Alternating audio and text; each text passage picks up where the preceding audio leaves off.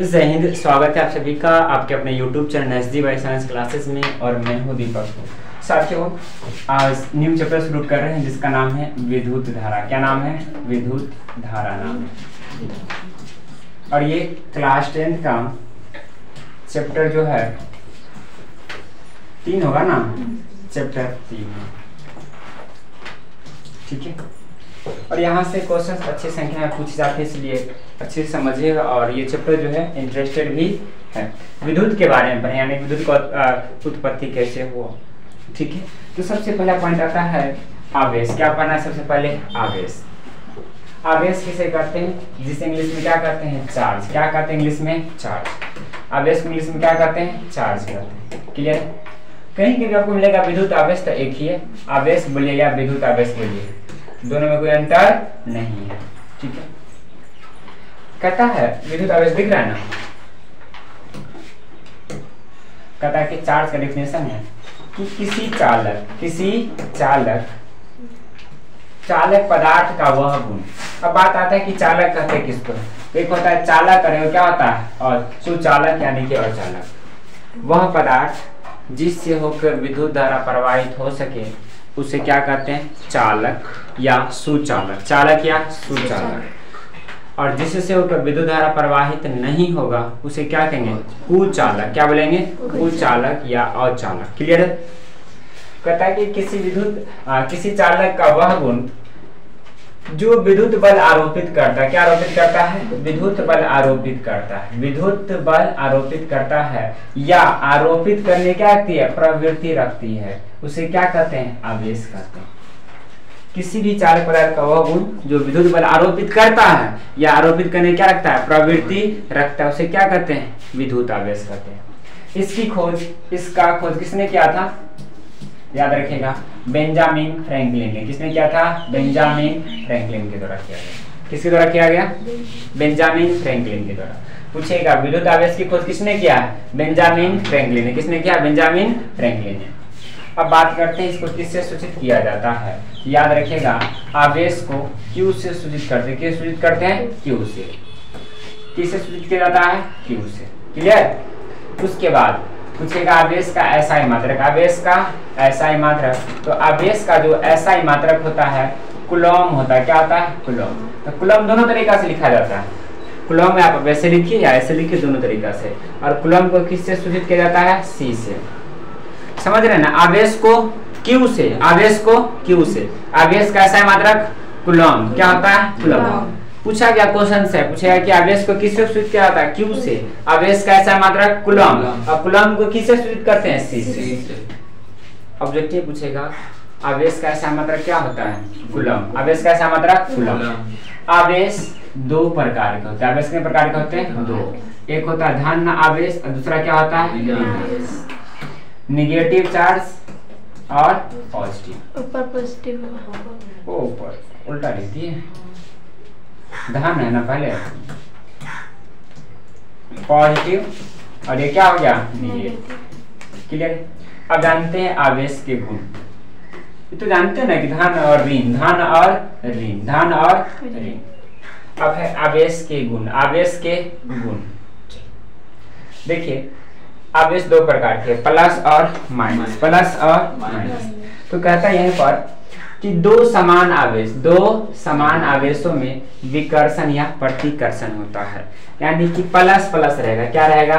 Plus plus रहेगा। ये दोनों में क्या होगा? विकर्षण। क्या होगा? विकर्षण। मतलब एक दूसरे पे क्या लगेगा? बल लगेगा, यानी कि दूसरे क्या भागेगा? दूर भागेगा। क्या भागेगा? दूर भागेगा। लेकिन अगर एक प्लस हो जाए क्या हो जाए? माइनस हो जाए। ये क्या दोनों करेगा? आकर्षण। क्या करेगा? आकर्षण। यानी कि दोनों दूसरे क्या करेगा? अट्रैक्ट करेगा। क्या करेगा? अट्रैक्ट। समझ रहे हैं ना? अगर प्लस प्लस है, प्लस प्लस है तो क्या होगा? विकर्षण। या माइनस माइनस है तो भी क्या होगा? विकर्षण। अगर प्लस माइनस या माइनस प्लस है तो क्या होगा? आकर्षण। यानी कि आवेश समान है तो विकर्षण यानी कि प्रतिकर्षण, एक दूसरे क्या भागेगा? दूर। लेकिन अलग अलग है, प्लस माइनस, तब क्या होगा? आकर्षण। क्या होगा? आकर्षण। जैसे देखिए बॉय को मान लेते हैं क्या, प्लस के माइनस, प्लस मान लेते हैं। बॉय क्या हो गया प्लस, और गर्ल क्या हो गया माइनस। अगर एक मिनट, बॉय प्लस बॉय में क्या होगा, प्रतिकर्षण, क्या होगा प्रतिकर्षण। लेकिन बॉय प्लस गर्ल में कथी होता है आकर्षण, क्या होता है आकर्षण। या गर्ल प्लस गर्ल में कथी होता है प्रतिकर्षण। क्लियर, एग्जाम्पल समझ सकते हैं। बॉय बॉय प्रतिकर्षण, गर्ल गर्ल प्रतिकर्षण, जबकि बॉय गर्ल आकर्षण, क्या होता है आकर्षण। उसी तरह समान आवेश रहेगा था प्रतिकर्षण, मतलब एक दूसरे क्या भागेगा दूर, लेकिन अलग अलग आ गया यानी कि दो असमान रहेगा तो उसमें क्या होगा आकर्षण, क्या होता है आकर्षण। जैसे देखिए माइनस माइनस तो एक दूसरे को क्या करेगा, माइनस प्लस दोनों एक दूसरे क्या करेगा आकर्षण, एक दूसरे को और खींचेगा।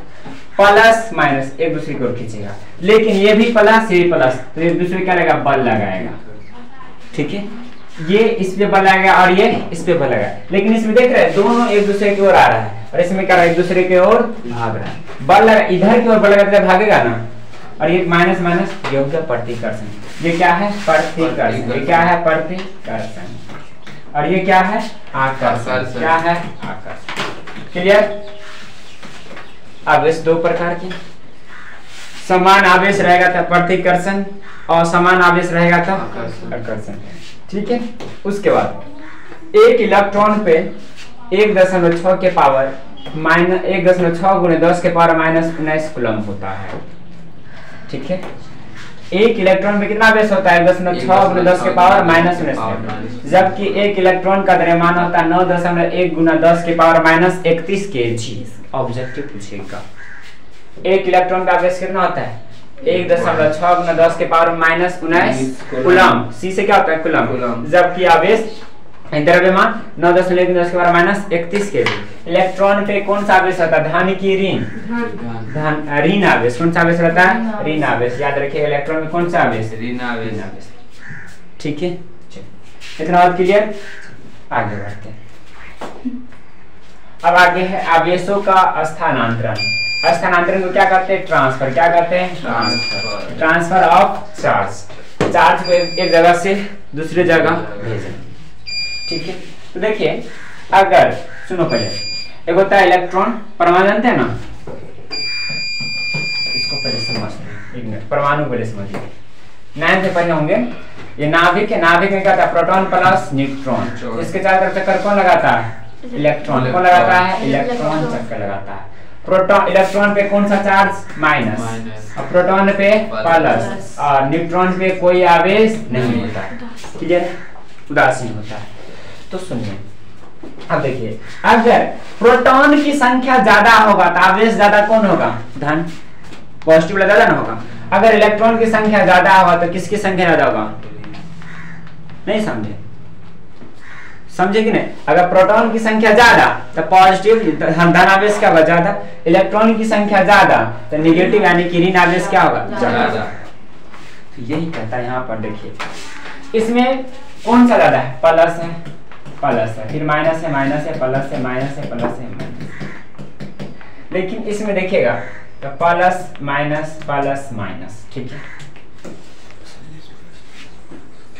तो इलेक्ट्रॉन का जो स्थानांतरण होता है धन आवेश से ऋण आवेश की ओर, किधर की ओर होता है धन आवेश से ऋण आवेश की ओर। तो सुनिए इसमें नंबर ऑफ इलेक्ट्रॉन बड़ा है नंबर ऑफ प्रोटॉन से, नंबर ऑफ इलेक्ट्रॉन बड़ा है नंबर ऑफ प्रोटॉन से। तो किसकी संख्या ज्यादा है इलेक्ट्रॉन की कि प्रोटॉन की, इलेक्ट्रॉन की। तो किसका ज्यादा है माइनस का कि प्लस का, माइनस का, यानी कि ऋण आवेश नेगेटिव बड़ा है पॉजिटिव से। ये कौन सा वस्तु होगा धन आवेश की ऋण आवेश, ऋण ज्यादा है धन आवेश है ना, तो जो ज्यादा है वही ना वस्तु होगा, ये ऋण आवेशित होगा, क्या होगा ये ऋण आवेश। जबकि इसमें देखिएगा इलेक्ट्रॉन की संख्या कम है प्रोटॉन से, मतलब प्रोटॉन ज्यादा है तो प्रोटॉन ज्यादा है मतलब क्या धन आवेश ज्यादा है, उसको क्या कहेंगे धन आवेशित, क्या कहेंगे धन आवेशित, क्या कहेंगे धन आवेशित, क्या कहेंगे धन आवेशित। क्लियर है, समझ रहे हैं। अगर इलेक्ट्रॉन की संख्या ज्यादा हुआ प्रोटॉन से तो ऋण आवेशित, अगर प्रोटॉन की संख्या ज्यादा हो इलेक्ट्रॉन से तो क्या होगा, धन आवेशित। क्लियर है? अगर दोनों की संख्या बराबर आ जाए, इलेक्ट्रॉन की संख्या बराबर और प्रोटॉन की संख्या दोनों क्या आ जाए, बराबर, तो उसे हम लोग क्या कहेंगे, उदासीन। क्या कहेंगे, उदासीन। Clear? Electron, number of electron is equal to number of proton, उससे क्या कहेंगे, उदासीन, यानी कि न्यूट्रॉन कहेंगे, न्यूट्रॉन के न्यूट्रल, न्यूट्रल क्या कहेंगे, न्यूट्रल है वो। क्लियर? तो याद रखिएगा इलेक्ट्रॉन का स्थानांतरण कहां से होता है, धन से ऋणात्मक, यानी कि प्लस से माइनस की ओर, प्लस से माइनस की ओर होता है। किसका, इलेक्ट्रॉन का। इलेक्ट्रॉन का ट्रांसफर प्लस से माइनस की ओर होता है। क्लियर है? ये हो गया इलेक्ट्रॉन आवेशों का स्थानांतरण। अब आगे आता है कूलॉम्ब का नियम। किसका नियम, कूलॉम्ब का नियम। और ये मोस्ट वीवीआई है, एमवीवीआई कह सकते हैं, ये आएगा। ठीक है, एग्जाम के लिए, एग्जाम के लिए महत्वपूर्ण है, इसलिए इसे अच्छे से देखिएगा।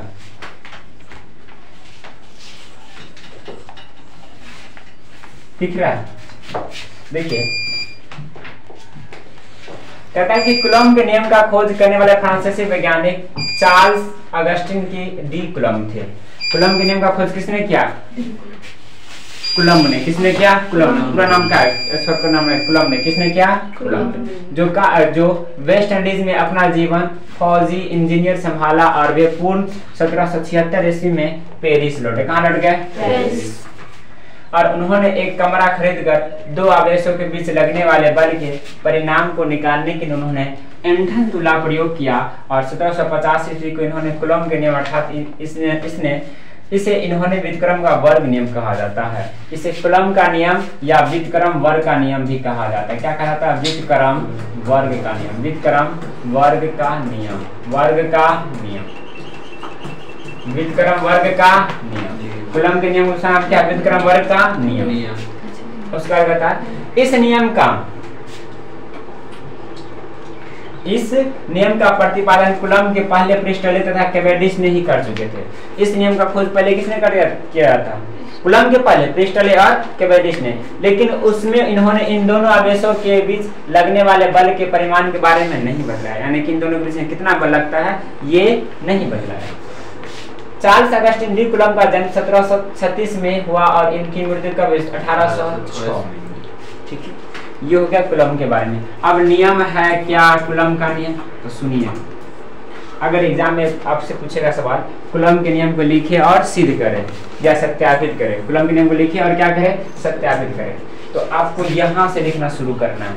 ठीक है, यहाँ से लिखेंगे ब्रह्मांड में स्थित दो आवेशों के बीच लगने वाला बल दोनों आवेशों के परिमाण के गुणनफल का क्या होता है, सीधा समानुपाती, एवं दोनों आवेशों के बीच की दूरी क्या होता है, वर्ग का व्युत्क्रमानुपाती होता है। क्या होता है, व्युत्क्रमानुपाती होता है।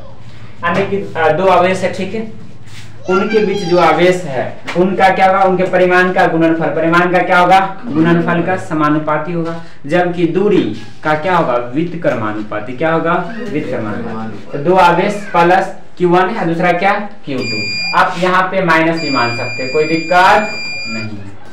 ठीक है, तो मान के चलिए। और इनके बीच की दूरी क्या है, R मान लिया। क्या मान लिया है, इनके बीच की दूरी R। और इन दोनों के बीच में कुछ न कुछ तो बल लगता होगा, क्योंकि दोनों प्लस प्लस है। तो कौन सा बल लगेगा, आकर्षण के विकर्षण, आकर्षण लगेगा, वही विकर्षण या प्रतिकर्षण लगेगा। तो इन दोनों के बीच लगने वाले बल को क्या लिख दिए, F। तो देखिए क्या माना कि Q1 और Q2 दो आवेश है जिनके बीच की दूरी क्या है, R है। तो देखिए परिभाषा क्या बोला था, इनके बीच लगने वाला बल, तो बल क्या हो गया, F। क्या हो गया, F। आवेशों के परिमाण के गुणनफल का, तो आवेश Q1 इंटू क्या हो गया, Q2 का क्या होता है, समानुपाती होता है। समीकरण 1 हो गया। उसके बाद तथा एवं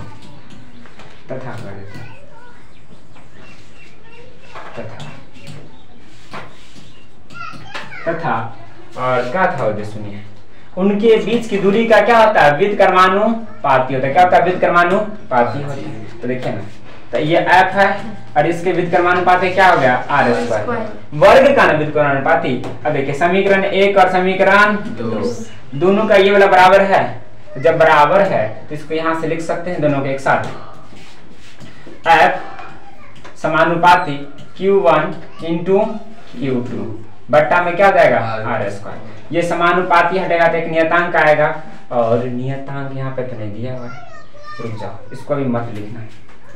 यहाँ से आ जाएगा F बराबर आ जाएगा K into Q1 into Q2 बट्टा में R स्क्वायर। ये हो गया बल का मान F हो गया, क्या हो गया ये F हो गया। अब यहाँ से K है, जहाँ K क्या है नियतांक है, जहाँ K नियतांक है, जहाँ K एक नियतांक है, जहाँ K क्या है नियतांक यानी कि कांस्टेंट है, इसका मान नहीं बदलेगा। और K का मान कितना होता है 4 पाई एप्सिलॉन नॉट, यानी कि K का मान जो होता है 9 गुना 10 के पावर 9 न्यूटन मीटर स्क्वायर प्रति कूलम्ब स्क्वायर होता है। इसको यहाँ से हटाइए देते हैं ना, ठीक है।